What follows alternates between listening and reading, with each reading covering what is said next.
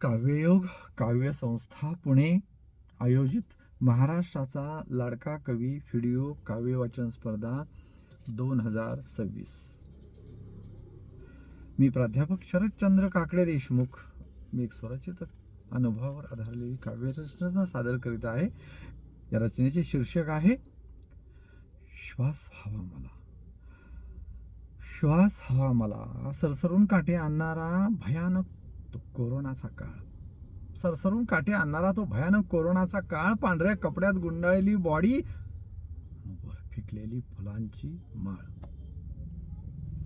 चोहो बाजूनी हृदयाचा ठाव घेणारा, चोहो बाजूनी हृदयाचा ठाव घेणारा भीतीदायक सायरनचा आवाज, किंकाळी खळखळणारे अश्रू आणि स्मशानभूमीतला तो प्रेतावरचा साज.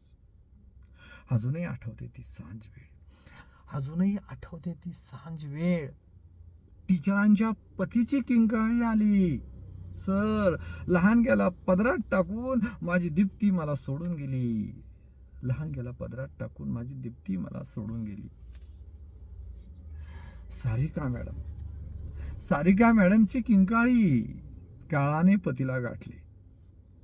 संघर्षातही सतत लढणाऱ्या सारिकाचे जणू पंखच छाटले, जणू पंखच छाटले. मध्यरात्रीला फोन खणखणला. मध्यरात्रीला फोन खणखणला. अंगावर सरसरून काटे आले. उचलता क्षणी जबरदस्त किंकाळी. दाजी साहेब, तुमचे दोन्हीही मेवणे गेले. दाजी साहेब, तुमचे दोन्ही मेवणे गेले. देवा, देवा, कसं सांगू अर्धांगिनीला, कसं सांगू अर्धांगिनीला, तुझा भाऊ नाही ग राहिला. तीच गत माझी. मी सुद्धा माझ्या बाळाचा चेहरा महिना झाला नाही पाहिला. महिना झाला नाही पाहिला. मध्यरात्री हिया करून विचारले. मध्यरात्री हिया करून विचारले, बाळा कसा आहेस? काय देऊ मी तुला? दवाखान्यातून क्षीण आवाज आला. बाबा, सिलेंडर संपले, श्वास हवा मला. सिलेंडर संपले, श्वास हवा मला. फोन ठेवत सरळ देवघर गाठलं. स्वामी समर्था, वाचव रे माझ्या बाळाला.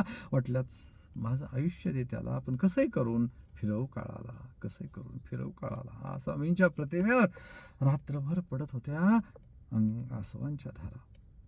गालावरून उघळणारे अश्रू सुकवत होता पाठीचा वारा. सूर्योदय होताच फोन खणखणला. सूर्योदय होताच फोन खणखणला. सर, संकट टळलं, काळाचा वेढा गेला. ऐकताच ओरडलो, वाचलं माझं बाळ, वाचलं माझं बाळ. खरं तर माझाच पुनर्जन्म झाला.